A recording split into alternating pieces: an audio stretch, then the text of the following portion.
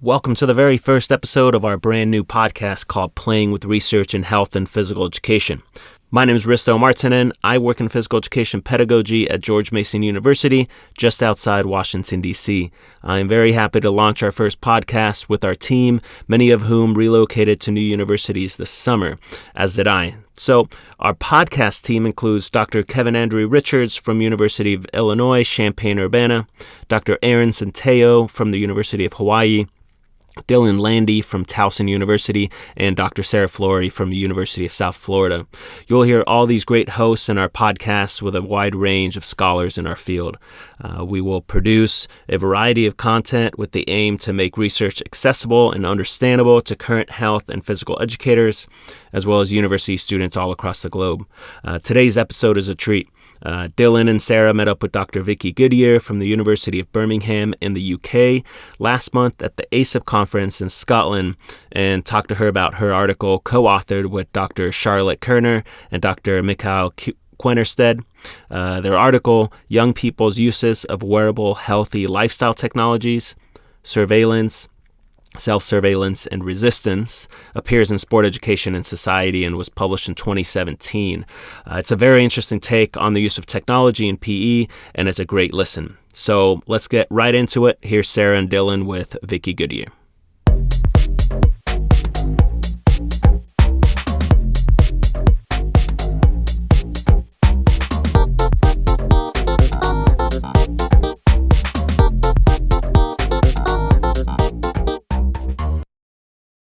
Vicky Goodyear from the University of Birmingham. I'm a previous PE teacher.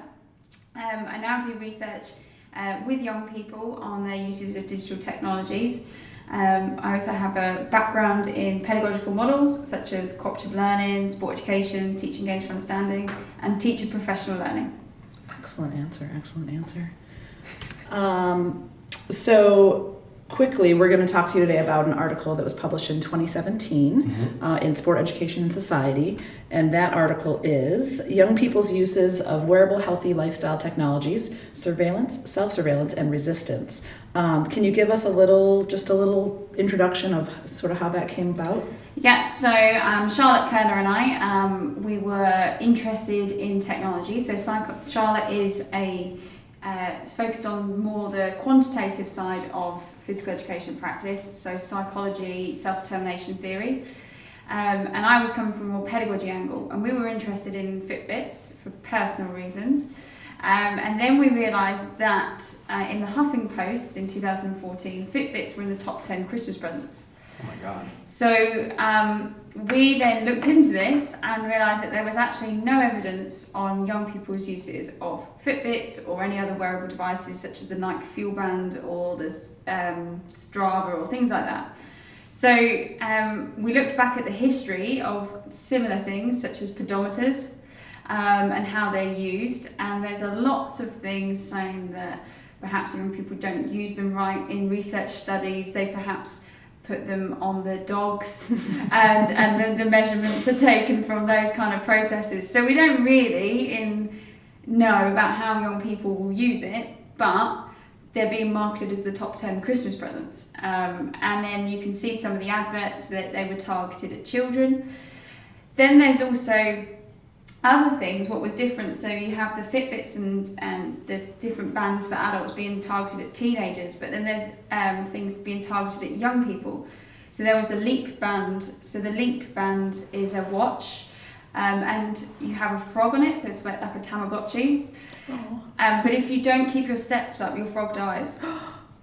So that's a little dark. So that has different implications for how we teach young people about physical activity. So there was lots of things going on about in terms of the Fitbits. We didn't know if young people, these are going to be in the top 10 Christmas presents, but are they going to be disappearing 10 minutes later and not being used? There's implications for young people's health if they're learning to regulate their physical activity because they don't want their pet to die, or their digital pet. Yeah. But there's also information around normative ideals of health. So 10,000 steps is healthy. Well, who says that's healthy? Yeah. And some young people might be exceeding really well 10,000 steps a day, whereas others 6,000 is good for them to get. Yeah. So we were interested in, okay, so what happens? So the Very idea cool. is what happens if we give a kid a Fitbit? That's really interesting. It's an article or maybe a chapter by Darren Powell just came out, and it was saying how based on the amount of steps somebody takes, they send money to Africa.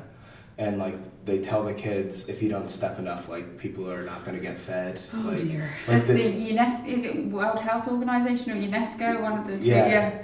Wow. The moral implication. So tell us about how you went about researching this. Like, what was the methods that you used to kind of say, oh wow, this is an issue, and it hasn't been explored. So how are we going to explore it? So I took kind of my background in pedagogy and working with young people, and through a participatory action research approach. So that means, in short, kind of listening and responding to young people, but through a structured focus of reflect, plan and act. So we would typically have young people have a discussion, have very open and go with the research that way. So that was the angle that I was coming from. Charlotte, being a psychologist, felt that we needed to measure something. And she's a mixed method, so she wanted to understand, okay, so how can we align what perhaps young people would say in interviews and focus groups with a self-determination framework. Mm-hmm. So we were looking at framing both the class activities and the interviews and the questionnaires around the three concepts of autonomy, relatedness and competence. Yep. So that was kind of our theoretical initial framing around how we would investigate it. So the methods of what we actually did in practice was that we gave 100 young people a Fitbit to wear for 8 weeks. So the 8 weeks was chosen because apparently 6 weeks is the drop-off, similar to the January gym effect. Everyone goes, Easter, Christmas goes to the gym, 6 weeks later they don't go. So that's the measure that we tried to take. I may have done that once or twice. I think we all have. So that was what they did. So they did that for 8 weeks, and we went in first of all and kind of talked to the young people about what they think is healthy, what's not healthy, and got them to start really thinking about health for themselves. They did pre-questionnaires about self-determination theory, their current physical activity levels, and then at the end of the 8 weeks we interviewed them, their teachers, and did the questionnaires. And the reason we used a nominal group technique, adapted version of it, adapted from Anne McPhail, because we wanted them to kind of respond to some statements and create their own statements at the same time about how they used technology and what they thought. I was reading about that and was really interested in it, and will probably study up to use that in my own research very soon. Tell me how you decided, like there was 100 students in this study? Yep. And from 2 different schools? Yep. How did you choose your schools, and did you just sort of hope that some of the kids would want to participate? What was the selection process like? We wanted 100. We wanted a representative sample. So the first point was how many do we need to be able to give like significant differences in the questionnaires. Sure. So we felt that 100 was significant. Our main aim was not necessarily to test differences between gender, socioeconomic status, but we needed to ensure the sample would be representative. So we went for 2 schools and I think it was 4 classes. In that way we could observe differences, and for example if they needed to follow up we might say, right, okay, so we need a more balanced sample on gender, or we need to explore socioeconomic differences. So it was more of a feasibility kind of process, but having a representative sample. Yeah. So that's how we kind of selected it. We selected it in 2 different areas. So one was in Bedford, and part of it was due to where I was located. I was located Sure. in Bedford. Charlotte was located in Liverpool. Yeah. So we used schools that we could trust, and teachers that we could trust. Yeah. Because part of it was we were giving each child £100 Fitbit Sure. for 8 weeks. Yeah. So What were the main results of the paper that you think were significant? So the main results of the paper, what I think is that around technology there are narratives of risk. So you can type in, if you typed in technology in young people, probably the first thing that's going to come up is it's harmful for their mental health or harmful for anything. So what we was actually surprised by was the balance in positive and negative kind of, not effects, but influences, opinions. So the positive side was that young people were quite critical of the Fitbits and the data. So they were able to question whether 10,000 steps is healthy. They were able to navigate, so if the Fitbit, there wasn't meeting 10,000 steps, they said they felt fat because it made them feel that they're guilty for not doing exercise. So they assumed then that, well, why should I feel those negative feelings? I'm just not going to wear it. So they stopped wearing it. They were also able to work out that you can cheat using the Fitbit. So you can shake it and get your steps up. Some of them found competitions motivating. So they found that if they were having competitions with friends, it would be motivating for them to increase their levels of physical activity. Yeah. They were also quite able to judge about what would be the role of Fitbits or wearable devices in their lives. So they felt that there was a place for Fitbits in physical education, but that teachers shouldn't use them to monitor their physical activity levels. They were worried they would get detention for not getting 10,000 steps a day, or they were worried about their teacher monitoring it and the whole class competitions. And we know from other literature from decades that not all young people like competitions, and that can be a negative impact. So these were quite strong messages coming through with the Fitbit data. So what we would summarise from that is that young people are critical consumers of digital technologies. So they're not just blank canvases where adults can assume that because it's the latest gizmo and gadget for Christmas that it's going to impact on their physical activity levels. For some it does, for others they're able to understand themselves, their own bodies. So then we get to the kind of more negative impact, and the negative impact is perhaps that not all young people can understand themselves and their bodies.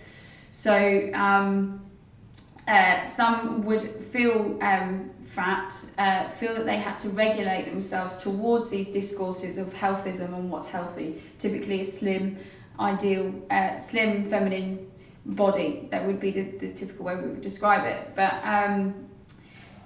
so that was the kind of negative consequence. And some young people in the competitions, if they weren't meeting the step count and somebody was winning, they'd just remove themselves from the competition. So, and then they would lack in confidence to engage in other competitions and continue to do it. So that was kind of the background of it, is that you can actually make young people feel very negative about themselves and their bodies, and we have to question what types of health-related learning do they actually create. So they're creating negative, perhaps, health messages. So that's I'd say, two opposing findings. So I feel like the opposite side would be something to the effect of, well, you shouldn't compete them against each other, but you should try to create a goal for themselves, right? That would be like the opposite. And I see the positives and the potential pitfalls of that.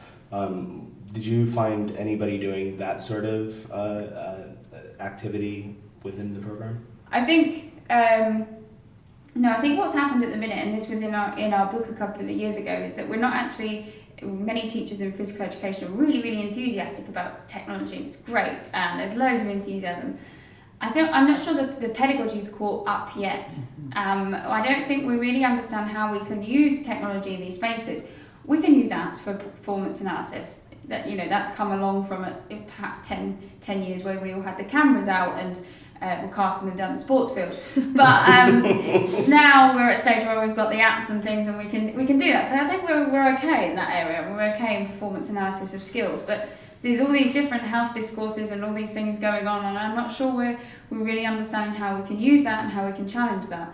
What we do know is that there is a past literature on the use of magazines. So Kim Oliver's work and activist approaches is really influential in that space, and as well as Laura Azarito's. So I think now the challenge is to build on that critical pedagogical approaches and begin to connect how we can use them. And I think in this paper we start to look at the concept of health wearability.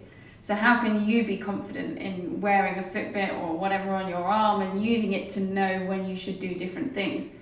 I think we need to be helping young people to do that. These different things are going to come up. We've got Alexas.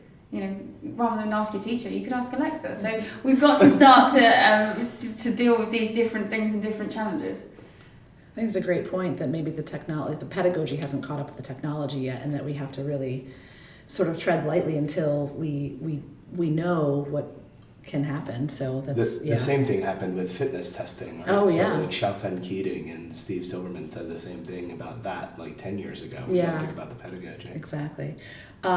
So future directions. I mean, it sounds like you've done a few more things since this study and this project. What else what's happened since, or what, have you built off over were there other papers or chapters that came from this particular project? Yep, so we published another paper, and that was on the stats from Charlotte's work, which I won't talk about. I feel the same way. The numbers, they frighten me. So, yeah, she can explain that. So that was another angle on it. We've since done some other projects around social media and health-related apps, using similar methods of the participatory aspect of working with young people and getting them to guide us. So the core idea is that young people are experts in those spaces, and anyone that uses an app for themselves is an expert in that space. So that's how we treat it. The challenge for us is now working out how we can't keep chasing the new technology. So I can't do another study that's on Alexa. We can't keep chasing the technology. We've now got to understand the principles behind the technology that stays the same. So our key idea is, and how different things are similar across social media apps and wearables. So we've got to begin to, if we're going to get to this pedagogy and this digital, we've got to begin to connect the dots. Yeah. So in our social media paper that's in Sport Ed Society that follows on from that, we're looking at the idea of content and looking at pedagogy. So initially in pedagogy we always start from the learners, but in digital platforms perhaps we need to start with the content, because content migrates across different platforms. Like content can be the same on Snapchat, Instagram, but content can also be connected to your Fitbit, and it can also be connected to your app. So we need to look at how these spaces connect, and then how young people can use different types of behaviours in those spaces, but also to make it even more complicated, and going back to your initial question about why did you choose the schools, how does context and young people's lives, and how does what they learn in physical education impact on how they use technology, and how does what they learn from technology impact on how they experience PE.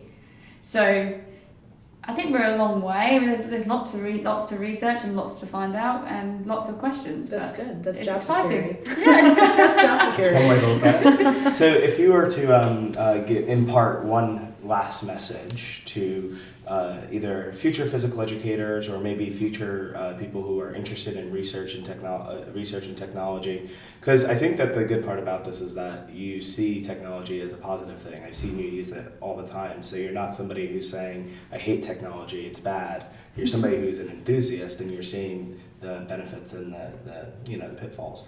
So what's that one message that you would impart onto the future? I think young people are critically aware users and generators of digital technology, but technology is a very powerful medium. So if they're vulnerable for whatever reason, and that doesn't need to be a diagnosable vulnerability, it can be an experience of body dissatisfaction that occurs for 10 minutes. So social media apps and wearable devices are extremely powerful mediums where they can mobilise and circulate content, and that can make young people vulnerable. Excellent.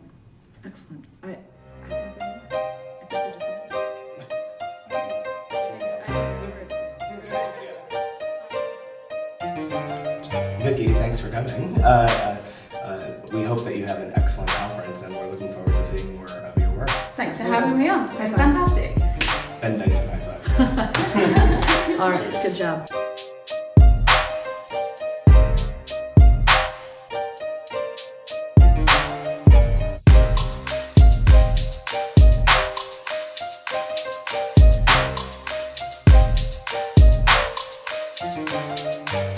Thanks for listening. Next week's podcast is with Dr. Ash Casey from Loughborough University on his models-based practice paper, which Routledge has made open access for the month of September. So get to it if you'd like.